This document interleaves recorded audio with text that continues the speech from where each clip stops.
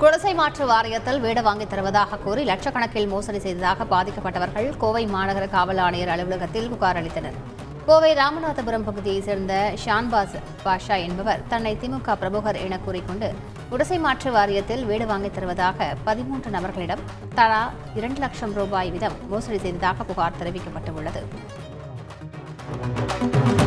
தேனி மாவட்டம் பெரியகுளத்தில் உள்ள அரசு பேருந்து பணிமனையில் ஓட்டுநராக பணிபுரியும் ஸ்ரீனிவாசன் வார விடுமுறையை ஒட்டி வீட்டிற்கு சென்ற நிலையில் பணிமனை மேலாளர் மணிவண்ணன் ஸ்ரீனிவாசனை தொடர்பு கொண்டு மீண்டும் பணிக்கு வர வற்புறுத்தியதாக சொல்லப்படுகிறது. இதனால் ஆத்திரமடைந்த ஸ்ரீனிவாசன் பணிமனைக்கு வந்து கிளை மேலாளரை தாக்கியதை அடுத்து கூடியிருந்த சக ஓட்டுநர்களும் பணிமனை ஊழியர்களும் ஸ்ரீனிவாசனை தாக்கியிருக்கின்றனர். இந்த சம்பவத்தில் காயமடைந்த ஸ்ரீனிவாசனும் மணிவண்ணனும் மருத்துவமனையில் அனுமதிக்கப்பட்டுள்ள நிலையில் தாக்குதல் சம்பவத்தில் ஈடுபட்ட அனைவர் மீதும் வழக்கு பதியப்பட்டுள்ளது.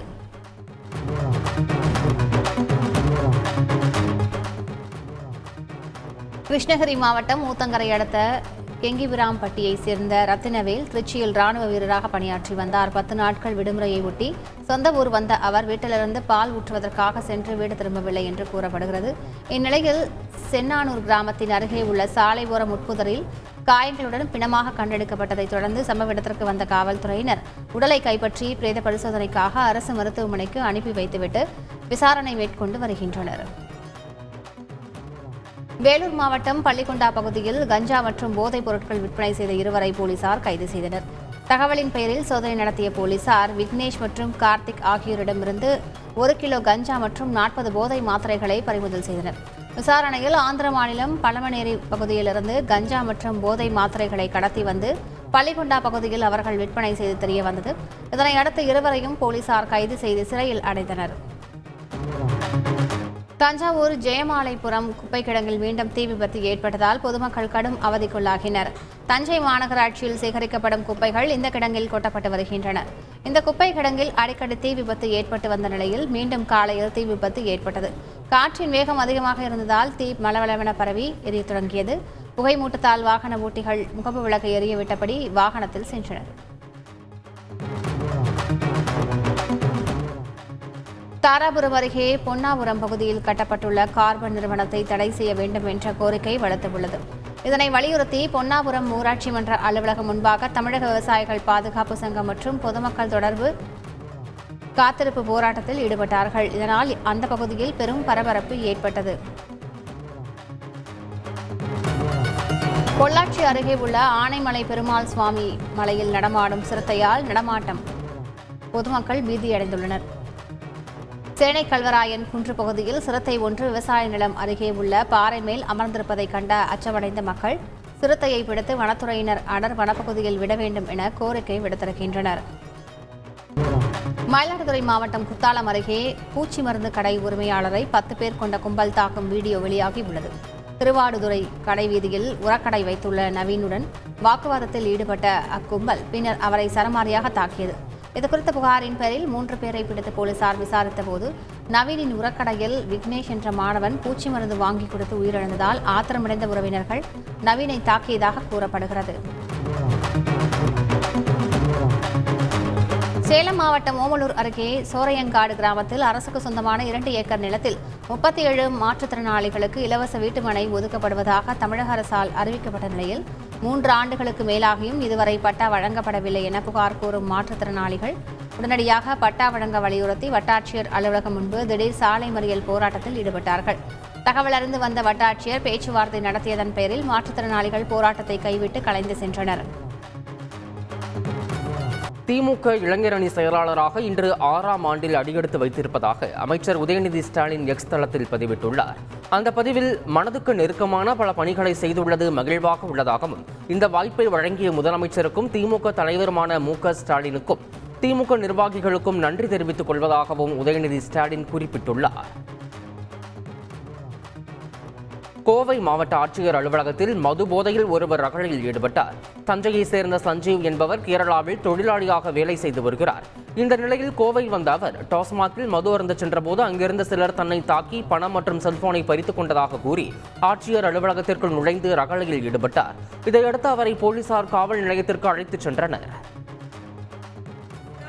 யாருமே இல்லை, கண்டுக்கல. அங்கே பாருங்க, செருப்பு இல்லை, எதுவுமே கிடையாது. என்ன 7 மணிக்கு சரக்கு ஓட்டுறாங்க பிளாக்ல. 7 மணிக்கு நான் அவன் தொழில் குடிக்க போனேன். ஐயா இந்த பாலத்துக்கு கீழே பிரிட்ஜுக்குள்ள இறங்கி போறீங்களா, கோயம்புத்தூர் ரயில்வே ஸ்டேஷன் விட்டு இறங்கி கீழே வரீங்களா, அது இறங்கி போனோடனே பாரு, அது உள்ள பெரிய சாராய பேர்ல என்னை அடிச்சு 50,000 ரூபா பணம், 15,000 ரூபா செல்லு. ஐயா கோவை கணபதி பகுதியில் இயங்கும் டாஸ்மாக் கடைக்கு பொதுமக்கள் எதிர்ப்பு தெரிவித்துள்ளனர். கோவை கணபதி பகுதியில் இருந்து சங்கனூர் செல்லும் சாலையில் உள்ள கட்டிடத்தில் செயல்படும் டாஸ்மாக் கடைக்கு எதிர்ப்பு தெரிவித்து அப்பகுதி மக்கள் சாலை மறியலில் ஈடுபட்டனர். சம்பவ இடத்திற்கு வந்த போலீசார் பேச்சுவார்த்தை நடத்தினர். இதனைத் தொடர்ந்து மாவட்ட ஆட்சியர் அலுவலகத்தில் பொதுமக்கள் கோரிக்கை மனு அளித்தனர்.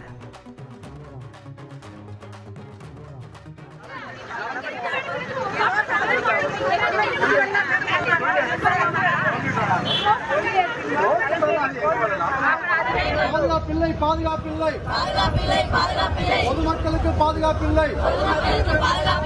அகற்ற வேண்டும்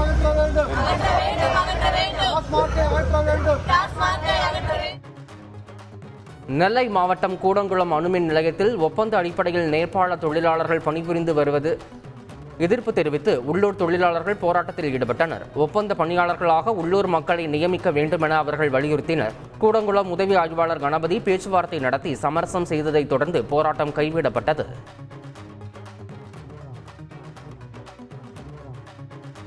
சென்னை உயர்நீதிமன்ற நுழைவு வாயிலில் புதிய குற்றவியல் சட்டங்களுக்கு எதிர்ப்பு தெரிவித்து நாம் தமிழர் கட்சியின் வழக்கறிஞர் பாசறை ஆர்ப்பாட்டம் நடத்தியது. புதிய குற்றவியல் சட்டத்தை காவல்துறையினர் தவறாக பயன்படுத்த வாய்ப்புள்ளது என்றும் இந்த சட்டமானது சிறுபான்மையின மக்களுக்கு எதிராக உள்ளது என்றும் அவர்கள் குற்றம் சாட்டியுள்ளனர். ஈரோட்டில் தனியார் டைல்ஸ் குடோனில் இருந்த 2 பாம்பினை பாம்பு பிடி வீரர் லாவகமாக பிடித்தார். இடையன்காட்டு வலசு பகுதியில் தனியார் டைல்ஸ் குடோனில் ஊழியர்கள் வேலை பார்த்து கொண்டிருந்த போது பாம்பு ஒன்று இருப்பதைக் கண்டு வெளியேறினர். இந்த நிலையில் பாம்பு பிடி வீரர் யுவராஜ் வரவழைக்கப்பட்டு தேடிய போது 16 அடி மற்றும் அதனுடன் 6 அடி நீளமுள்ள சாரை பாம்புகளை லாவகமாக பிடித்து வனத்துறையிடம் ஒப்படைத்தனர். மேலும் அரசின் சார்பில் இருந்து இதுவரை உரிய அங்கீகாரம் கிடைக்கவில்லை என பாம்பு பிடி வீரர் யுவராஜ் கவலை தெரிவித்தார். திருவள்ளூர் மாவட்டம் கும்மிடிப்பூண்டி அருகே ஆந்திரா நோக்கி சென்ற சரக்கு லாரி திடீரென தீப்பிடித்து எரிந்த சம்பவம் பரபரப்பை ஏற்படுத்தியது. தூத்துக்குடியில் இருந்து ஆந்திர மாநிலம் விசாகப்பட்டினம் நோக்கி உப்பு ஏற்றிக்கொண்டு சரக்கு லாரி ஒன்று கும்மிடிப்பூண்டி வழியாக சென்று கொண்டிருந்தது. அந்த லாரி கும்மிடிப்பூண்டி அடுத்த எழாவூரில் உள்ள நவீன ஒருங்கிணைந்த சோதனை சாவடியை கடக்கும் போது லாரியின் முன்புறத்தில் திடீரென புகை கசிந்தது. இதனையடுத்து லாரி டிரைவரான சுவாமி வண்டியில் இருந்து துரிதமாக கீழிறங்கினார். தீ மளமளவென லாரி முழுவதும் பற்றியது. சம்பவ இடத்திற்கு விரைந்து வந்த தீயணைப்புத் துறையினர் தீயை முழுமையாக அணைத்தனர். இருப்பினும் லாரி முழுமையாக சேதமடைந்தது குறிப்பிடத்தக்கது.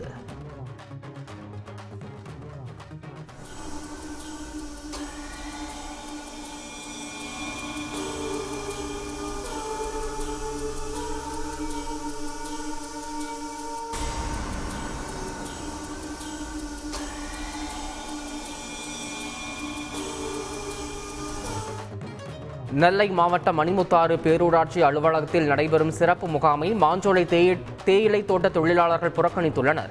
ஆதார், ரேஷன் உள்ளிட்டவற்றில் திருத்தம் செய்தல் உள்ளிட்டவைகள் இந்த சிறப்பு முகாம் ஏற்பாடு செய்யப்பட்டுள்ளது. இதுவரை மாஞ்சோலை தேயிலை தோட்ட தொழிலாளர்கள் ஒருவர் கூட வராததால் முகாம் அலுவலகத்தில் அதிகாரிகள் மட்டுமே காத்திருக்கும் நிலை ஏற்பட்டுள்ளது. சென்னையில் இரவு கொட்டி தீர்த்த கனமழையால் பல்வேறு இடங்களில் தண்ணீர் தேங்கி நின்றது. குறிப்பாக சென்னை திருவிக நகர் பகுதிக்குட்பட்ட புளியந்தோப்பு, டிகாஸ்டர் ரோடு, நாராயணசாமி தெரு சந்திப்பு பகுதியில் மழை நீருடன் கழிவு நீரும் தேங்கி நின்றதால் பெண்கள் சாலை மறியலில் ஈடுபட்டனர். தகவல் அறிந்து சம்பவ இடத்திற்கு வந்த கழிவுநீர் அகற்று வாரிய ஊழியர்கள் லாரிகள் மூலம் கழிவு நீரை அகற்றினர். ஒவ்வொரு முறை மழை பெய்யும் போதும் மழை நீருடன் கழிவு நீரும் சேர்ந்து வருவதால் இதற்கு நிரந்தர தீர்வு காண வேண்டுமென அப்பகுதி மக்கள் கோரிக்கை வைத்தனர். கிருஷ்ணகிரி மாவட்டம் கட்டாயமேடு கிராமத்தில் உள்ள கர்ப்பிணி என்பவருடைய விவசாய நிலத்தில் புகுந்த 3 காட்டு யானைகள் 1 ஏக்கர் தக்காளி தோட்டத்தை நாசம் செய்தன. தகவல் அறிந்து வந்த வனத்துறையினர் யானைகளை வனப்பகுதிக்கு விரட்டினர். விவசாய நிலங்களுக்குள் புகுந்து அட்டகாசம் செய்து வரும் யானைகளால் விவசாயிகள் அச்சமடைந்துள்ளனர். பெரம்பலூர் மாவட்டம் குன்னம் அருகே இறையூர் சிப்காட்டில் நேர்முக தேர்வு நடைபெறுவதாக கூறி பரவிய தகவலை நம்பி ஏராளமான பொதுமக்கள் குவிந்ததால் பரபரப்பு ஏற்பட்டது. தொழிற்சாலையில் வேலைப்பாடுகள் முடிவடையாததால் புதிதாக ஆட்களை எடுக்கவில்லை என சிப்காட் நிர்வாகம் கூறியதை தொடர்ந்து பொதுமக்கள் சாலை மறியலில் ஈடுபட்டனர்.